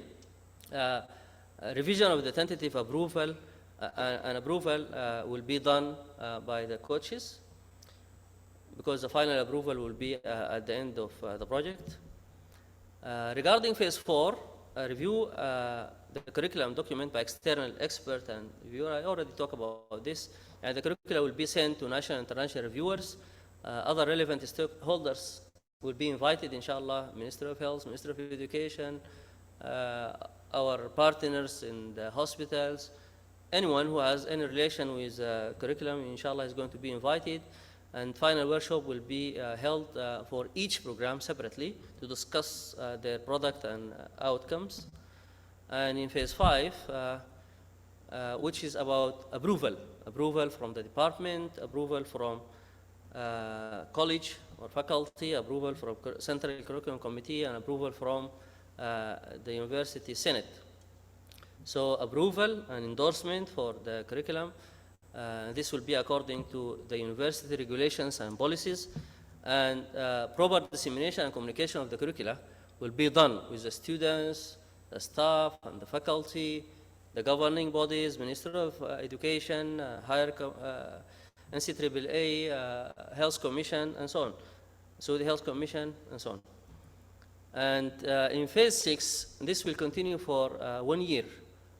In this phase, after we finish preparing our curriculum, inshallah, we are going to conduct training and then start implementing the new curricula, the newly developed curricula, and this will be, inshallah, next September. And during this process, we are going to do tight monitoring and management for the implementation, because usually adoption of new curricula is associated with some deviation from the plan. So continuous monitoring and coaching is of paramount importance to be done, especially during this phase. Those are going to be engaged, the curriculum committee at program levels, and the quality committee, all of them that are going to report about the implementation. And continuous training and improvement is going to be supported when required. So at the end, inshallah, yeah, we expect after this very long journey to celebrate, inshallah, our wins. And during the way, as Dr. Amuna said, inshallah, we are going to celebrate the small wins during the process. In summary, the curriculum is the most powerful tool for conception of the human minds. A one-year curriculum review and development project governed by the Central Curriculum Committee comprises of 6 phases has been kicked off and expected to be finished by August 2022. Thank you very much.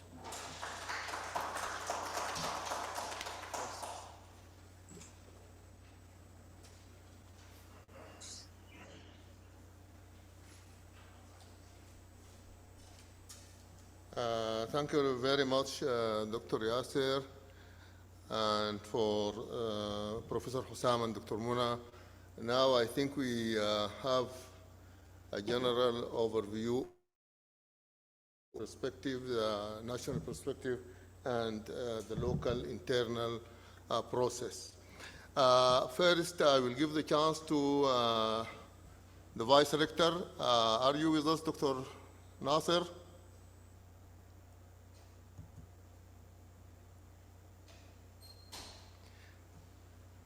Okay, Prof.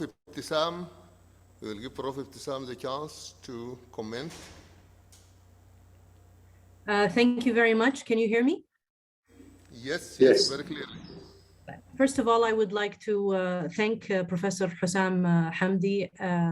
It is an honor again and a privilege to have studied under Professor Hussam. I took my certificate in health professional education before the establishment of the Saudi medical deans. It was under the GCC Medical Colleges Deans Committee that Professor Hussam Hamdi introduced a certificate in health professional education. And I think I was one of the first dentists to be involved in this type of health profession. It was actually an eye-opener, and it led to my career in medical education. So I'm privileged and honored to thank Professor Hussam Hamdi and participating with us in this courageous endeavor that Al-Ma'rifah University is ongoing. And indeed, I'm honored also that Dr. Muna Al-Sheikh, a big speaker in the field and someone that I've had a lot of privilege to work with during my work in Princess Noura University, and an intelligent speaker and an outstanding leader in health education. I thank you so much for giving us these highlights and insights to what we are going into, because it's very important to distinguish, as Dr. Ramona mentioned, the difference between curriculum design initially and curriculum reform, which takes place after we've already been engrossed in our habitual ways, and we've already become a little bit more comfortable and familiar with the curriculum that we have at hand. Certainly during the beginning of this year with our esteemed colleagues, we have developed and initiated the urgency to change into a 21st century curriculum, into something that is different. Certainly these past 2 years have shown us that the world has changed dramatically, and several different nudges along the way, as Professor Hussam showed us. There have been changes in the type of learners that we have, in the type of students that we have, in the communities in which we live in the competition that we have. If we don't want to go out into the global competition, as we had mentioned before, the global competition will be opening doors next door across the street from us. So it's very important for us to adapt and to change, and we're very privileged to have these speakers help us and coach us along the way. I've had a few examples in my career in terms of curriculum development in Princess Noura University, in which we maybe the insight that we've had with Professor Hussam Hamdi along the way have helped us to develop a curriculum that was completely new on a page blank. And it was very easy to input all of these techniques and ideas and innovations in this curriculum. Having said that, when you come to a curriculum like in King Saud University, who has been established since 40 plus years ago, it's very difficult to change because people are difficult to adapt to these new changes, especially for those people who have been graduating students for a long time, excellent students, reputable students, and sometimes it's a bit difficult for people to comprehend if it's working so well, why change?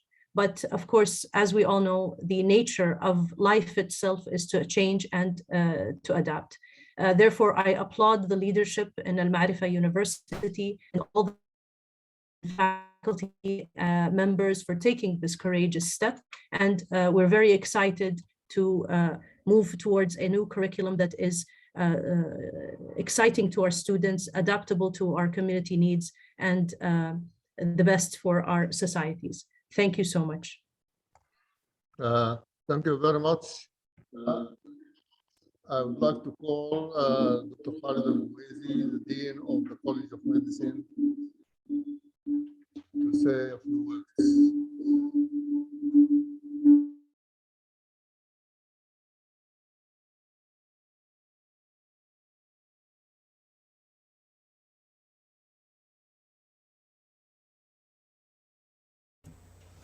Assalamu alaikum wa rahmatullahi wa barakatuh.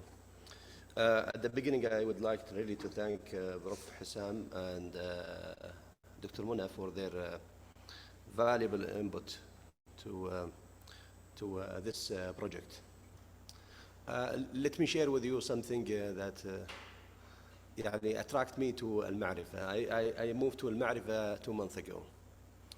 And in the first meeting with the rector, we had several discussions about the ambition of Al-Ma'rifa. And I asked him a very simple question. Are we aiming for simple reform or drastic transformation? And he said that we're looking for transformation. If we're talking about transformation, then we have to abide to that. How bold is it? And how can we get there? And for sure, I can assure you, it's going to be a very difficult mission, but it's doable. If we want to do it, we will do it. And we will do it together. Nobody can do it alone. When you talk about together, it means that all the faculties in different schools, our colleagues and our local experts, our international experts, we have to bring a whole community in this transformation to make sure that we are doing the right thing. And the second thing that Prof. Hussam, he addressed a lot of issues that's related to this project, in particular after COVID. I remember I was discussing with with Prof. Abdul Mun'im, that was 10 years ago. We're talking about, can we shift some of our courses virtually? And we decided that in 4 years, we will have 10% of our courses, at least 10% are given online. At that time, we faced a lot of resistance. People are saying, no. You can do it with Islamic science, we can do it with literature, but medical school, no. And COVID has come and knocked our head. You can do it. And if you can't, you have to. You have to build your capabilities. So we have to design something for the future that is capable to adapt for all the expected events. COVID is not going to be it wasn't the first, it was not going to be the last. We had different crises from different kinds. We have to be ready for that. In methodology perspective also, I think we're okay in that, but we need to have more exposure to the future directions. And external, also international perspective. That's why we have shifted this one, and now we are really very honored to have our experts. We also started the university attribute. And this is a mix of academic, industrial, and futuristic perspective. And we need really to move in that direction and embed the curriculum. We have so many problems in our current curriculum. And I can give you the results. As of now, our performance in 2021, we are number 30 among all the medical schools in Saudi Arabia, whether private or governmental. I'm not saying that the dean, he can change it. No, we can change it together. But we have to move toward that change.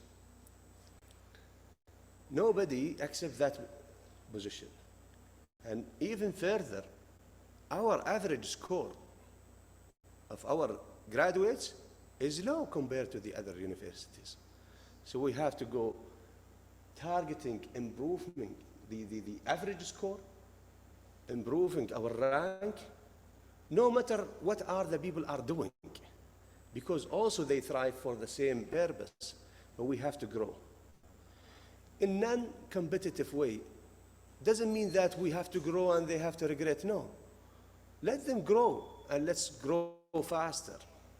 Let's help each other to grow, because that's the end and this is our ultimate. And the second one, we will have a lot of challenges. That's why we have to work together. We have to emphasize on the interprofessional education. We have to shift to community-based and community orientation rather than hospital orientation, because this is the future demand for the graduates. We have to emphasize on student centricity rather than faculty centricity.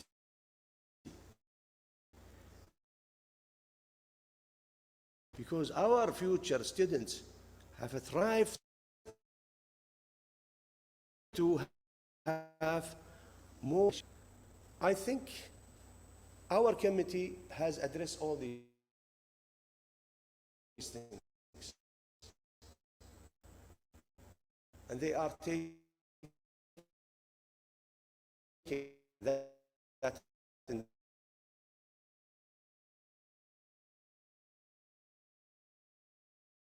and give it to be active learner rather than passive learner. And we have to change ourselves, our way of education to make this happen. And we have to change also the culture to become day-to-day practice rather than advocacy for something that we cannot stand for. All these things also we have to map it with our resources. We have to dream big and have focus on our action and clarity about our purpose, and I'm sure we will reach. Thank you, Prof. Abdul Min'am. Thank you, Dr. And thank you, our experts. Thank you very much. Finally, now we open the floor for questions and comments for you attendees. If you have any questions to our speakers or comments about what they had to say. Shall we have some reflections on your side? أما بعد ما في النهاية we roll it back. يعني نمشي لمنى بعدها بروف حسام وأخيرا بروف ابتسام. Any questions or comments from the audience? Dr. Muna, you either shout or you come here.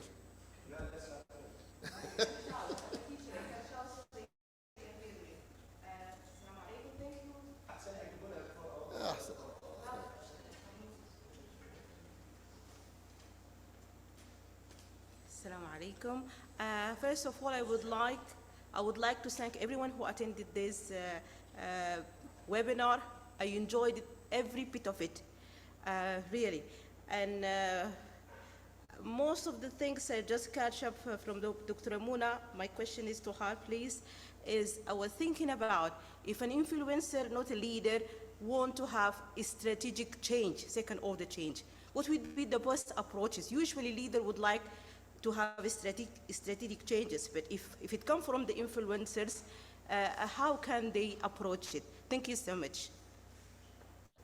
Thank you for this question. Yes, it's a very, a very specific question.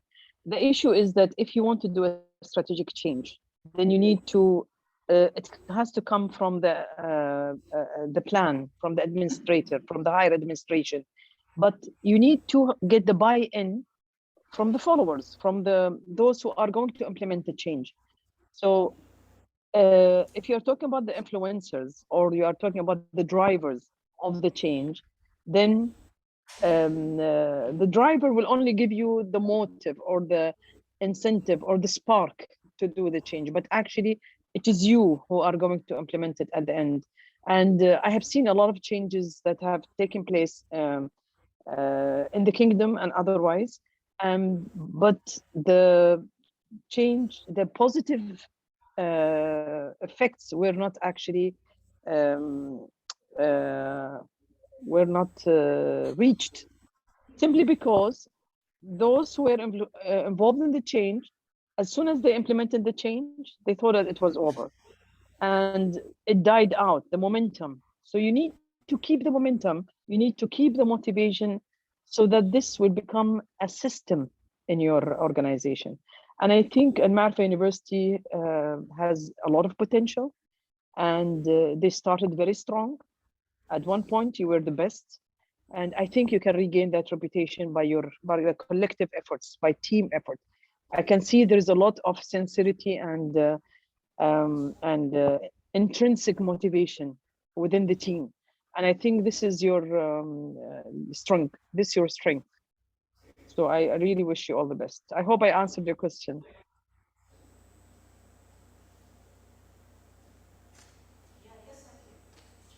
Any comments or questions, please?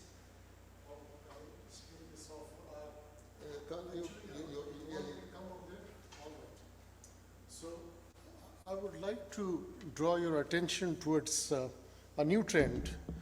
Saudi universities are excellent universities, and the US universities are also good universities. And this is an article that was published in the Journal of American Medical Association about a month back.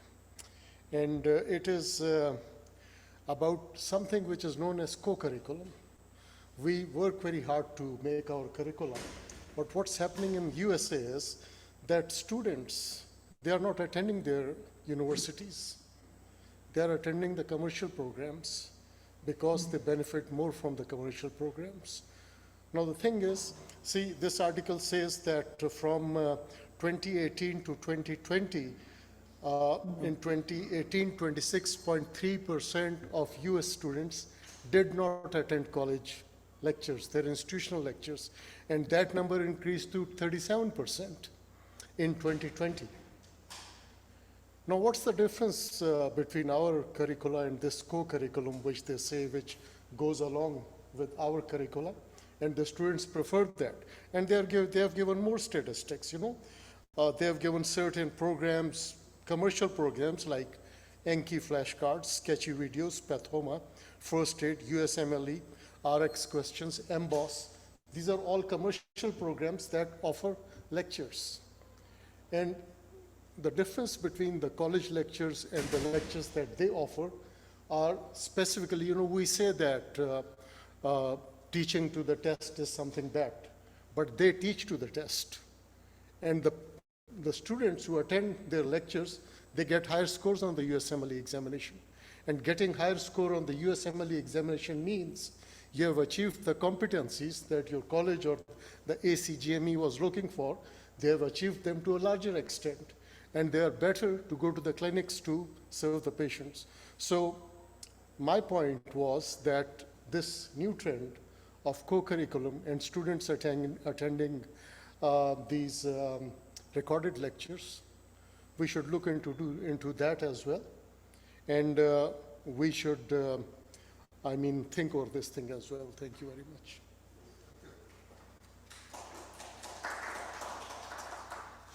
Before we ask for more questions, would you like Prof. Hussam and Dr. Muna to comment on Dr. Kaukab's comment? تفضلي دكتورة منى. لا تفضل دكتور. Well, two quick comments. What my colleague who has just talked about the co-curriculum and the article and USMLE and performance on USMLE. Unfortunately, because I am part of the task force which write the exams for the national board and USMLE and IFOM and things like that. The national board exams, USMLE, it addresses one domain of competency, which is mainly the knowledge for practice component, but it doesn't address all the others, although they try sometimes, but it's not easy to do that. But you are absolutely correct that the students, what they want at the end is to have high scores on the USMLE, which will allow them to match in the residency program. So they are very intelligent and they find the best way. This is just a quick response, but I want to, if you allow me, Dr. Al-Manam, just to say something slightly larger than that. We should not expect that this fantastic plan, which is taking place, which took place and is still continuing in curriculum reforms, that we don't expect that will come end of 22 or in 23, and there is a switch that we are switching from an old system to a new system. The changes are, it's an evolution which happens in small bits and bytes. And again, Dr. Monashi indicated that small pieces of success are important. So it's just an evolution. And the Kuter model also talks about, instead of looking at gaps or deficiency model, we look into more the appreciative model, that small success will lead to a very positive environment, which indicate that we can introduce changes in our own context with all our problems, but to achieve success. And gradually, all these successes, they coalesce together and major changes happen in the curriculum. So you have a plan, you have a strategy, you have the curriculum on paper, but it is possible that the reforms can start from today because each one in their areas, in a strategy of delivery, using a little bit of team-based learning if you cannot apply PBL or something like that. If a small improvement in the assessment which is taking place, starting to develop to improve the technology. This doesn't need major decision at a high level, but it shows you are testing the major changes, and gradually you will find that we are in the process of changing. So my advice is to start, but again, Dr. Monash indicated the importance of faculty development. So if there is a faculty development workshop or certificate on methods of teaching and learning, so the outcome of this is maybe 1 or 2 or 3 of our colleagues can start implementing in their own courses, or the assessment committee can start to introduce different assessment instruments and look into that. So work on the big master plan is going on, but small pieces of implementation, if you think it can succeed, try it, because this will be testing the big picture which you are trying to change. Thank you. Thank you very much. Excuse me, Dr. Mona, I would like to comment on this last aspect addressed by Professor Hussam. In one of the meetings, internal meetings, I suggested that our products and deliverables, although it's a comprehensive process, but we can have different types of outputs and deliverables. And we can start implementing what we call the minor changes that come out of the process, and even some of the major changes, not the major transformational changes which end in a different product. And for that different product, we are going to start a new admission or cohort. But we have two levels that we can utilize: the products and deliverables, which are considered minor changes, as you mentioned, introducing new teaching strategies, which were not used before. We are now convinced to use problem-based learning. We can introduce that. We don't need to wait for the final product to be approved at the higher level authorities. We can introduce these minor changes you propose, even if they are what we consider major changes that can be approved at the level of the university. They do not need to go to the ministry or so. We can also start introducing these medium major deliverables that we can apply even before we end the whole process. What do you think of that? Well, it's exactly what I was trying to say. I totally agree with you, because you are not changing the number of years, you are not changing the admission. You can change a little bit the admission requirement within your domain of power. You don't need a very high decision from NCAA or from the ministry. You have freedom to make changes. You can revisit your outcome competencies, and you are just trying, and then how you are going to do that. So all these changes are within the responsibility of introducing improvement in the curriculum rather than calling major transformation. Continuous improvement in the curriculum is what needs to take place. Eventually, you find that you have another product at that. Thank you very much. Dr. Mona? Assalamu alaikum. I just like to talk about students and where they look for resources to learn. I think you have to compete in the market. If you want your students to attend your curriculum, it has to be enjoyable, it has to be interesting, it has to be helpful for exams and otherwise. So just before joining this workshop, I gave a lecture to 126 students from second year on neurophysiology, and all of them were there. I mean, nowadays students, it's very hard to attract them to the class unless you give them something extra. They have the textbook, they have this PowerPoint. So if you don't do something different in the class, which they cannot do otherwise, why should they come? So we have to be, we cannot direct students where to take the information. They will choose, and this is their right. So we can only improve and compete with what is there. So for example, there was a slide in the lecture about, lateral inhibition, which had some cognitive load reduction by making it like a game or a context. The same thing, the concept of facilitation inclusion was also a very difficult concept. The students, if you are giving them something they can't get without the lecture, they will come, believe me. And I know other lectures the students never attend because they know that the lecturer just gives them what's in the textbook or what's in the PowerPoint. He just reads the PowerPoint. So we really need to improve our way of presentation. We need to make it more challenging, make it more enjoyable, more motivating. And believe me, the students will come and they will never do without it. The other thing is produce an evidence. A few years back, we produced an evidence in Imam Abdurrahman bin Faisal University about the attendance with performance. And it was the positive correlation was very strong. So now we tell our students, if you attend, you do better in your exams. And that is really, that really convinces them. Thank you. Thank you very much. Prophet Tissam, I see your raised hand. Yeah, thank you, Dr. Mona, for that highlight. I just wanted to give an example of what you just mentioned just now. In King Saud University, which is a leading university in Saudi Arabia and the Gulf, I mean, we have excellent professors and excellent teachers.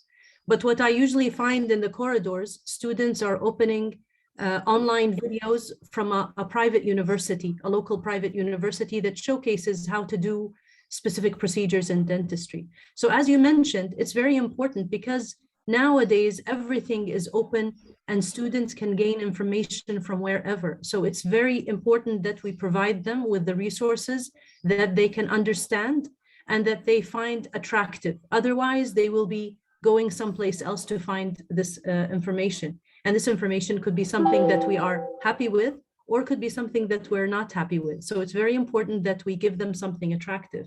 And also, one of the suggestions that we had when we developed our curriculum, an innovative curriculum, is to follow in the footsteps of the medical colleges in providing a block system. We noticed that when we had a normal semester type system, students during the final exams will strategically choose which has the higher weight of grades versus which that they can skimp across. So actually, we are giving the students an equal presentation of all matters in an equal importance. Students don't have the realization at their level to understand which is more important and which is less important. So they choose it based on what will get them the best grades, which is not necessarily what we intend.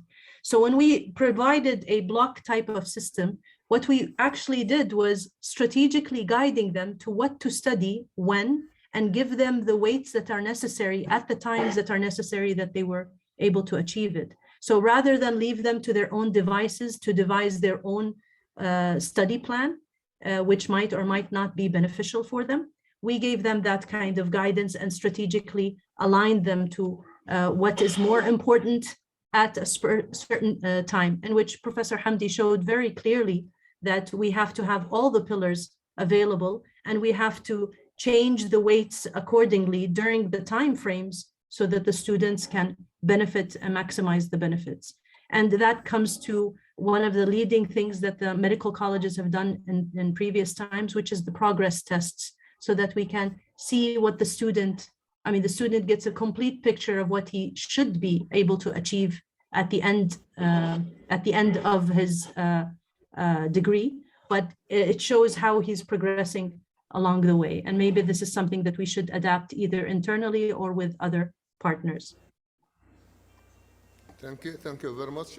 Any more questions or comments? Okay, now we'll give Dr. Mona the chance to comment on the project and where is it so far, followed by Prof. Hussam and finally Prof. Ibtisam to close the session. Dr. Mona. I was actually happy to listen to Dr. Yasser and see that you have already you have already crossed a big distance as far as the curricular reform. Maybe it's too ambitious to say that you will be, harvesting the fruit by August 2022, but let us say that some of the short wins might start, showing. And I'm really happy with the way you are tapping on national and international expertise, because that is going to help you in the long run, having more insights into what you are doing, and probably reducing some of the challenges. Now, we have, in that process, we have to sit down in one of the meetings and decide on the obstacles that we might face. For example, you said that you wanted to change the assessment. So what are the obstacles that you might face? So in every objective or every little detail you wanted to change in your curriculum, you have to anticipate what are the obstacles and try to work on them from now before you start rolling out the change. And I think you have enough expertise. What I know from Al-Ma'arifah University, you have very high qualified faculty and highly qualified higher administration. So you have a lot of strengths to work on. So work on your strengths and capitalize on them, if you like. You have done careful planning, but you need to monitor. So at the moment, you have started this change. What are the obstacles you are facing? What are the earlier reports you are getting? So you need to talk to your faculty, to your students, to your administrative staff, and try to monitor, even with a simple course evaluation survey, because these indicators are very important and they can give you direction to the next phase of this curricular reform. Thank you. Thank you very much. And if Dr. Yasser allow me to comment on your query, actually, this webinar is going to be followed by 2 other webinars. One of them is going to address learning strategies. This is going to be by Dr. Gominda and Professor Khalid Abdel Ghaffar and Professor Mona Suleiman. And we will invite all of you if you have the time to join us in that. And the last one is going to be by Professor Zubair Amin with Professor Hamza Abdel Ghani to talk about assessment, and then we will discuss issues related to assessment. And by the way, you are also, of course, in the meetings timetable, which is 5 meetings addressing issues, problems, obstacles, problems. So you will also be invited for those meetings, and we will then discuss these issues further. Professor Hussam, about the from Dr. Yasser. Well, I am very impressed with the very systematic planning which took place, and the 6 phases, or the 6 phases, yes, which the reforms are taking. They are following it up, and I can feel the commitment and the support which for this big project from all levels in the university. And I think you have an excellent plan. Again, if I repeat what I was saying, just try to test pilot some of the things which you already know about them, which you know that you can implement it without major changes, like in some teaching approaches, or changing something in the assessment, or changing something in the communication and the e-learning environment. Small pieces of changes.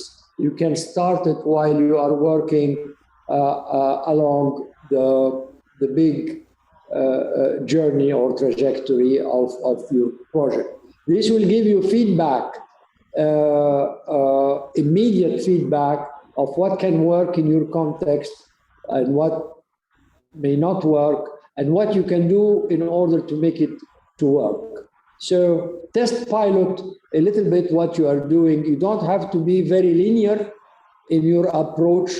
There will be always overlap, and you can go out from the mainstream, implement small changes, and then see its effect, and then continue. So that's why it's a continuous process. It's a continuous process. And it is very important. I don't know, those who are sitting in the room, how many of them are from other programs, not medicine? I don't know if I think you have nursing, you have allied health sciences, you have medical, you have dental. So are they involved in this process, or they will be involved? I don't know, but everybody has to be involved. Thank you. Thank you very much. May I now call upon Prophet Tissam to close the session. Thank you. Thank you so much, Professor Hussam, Dr. Muna, Professor Abdul Mun'im for arranging this, Dr. Yasser for presenting the presentation, and of course, everyone who has attended. Indeed, we have a large challenge ahead of us, a strong challenge with overhauling and reviewing 9 curricula, which include allied medical sciences, computer sciences, as well as medical and pharmacy. So I'm very happy that Professor Hussam and Dr. Muna have given us an encouragement regarding the plan that we've developed, and that we are hopefully on the right track. Definitely, we will take the time necessary to make sure that these implementations are piloted, tested, implemented, encouraged, that we share the successes, that we encourage on the step of the way, so that we make sure that the steps that we take are steps that are firmly grounded and we can move on to the next step. We're very excited to go on this endeavor, and we're very honored to have had the first meeting with iconic leadership such as Professor Hassam and Dr. Muna, and we hope that we will continue to have your encouragement in the days to come as we continue with our journey. Thank you so much for everyone who has attended. We wish everybody good luck, and thank you once again. Thank you. Thank you. Thank you very much. Thank you. Wish you all the best. Bye.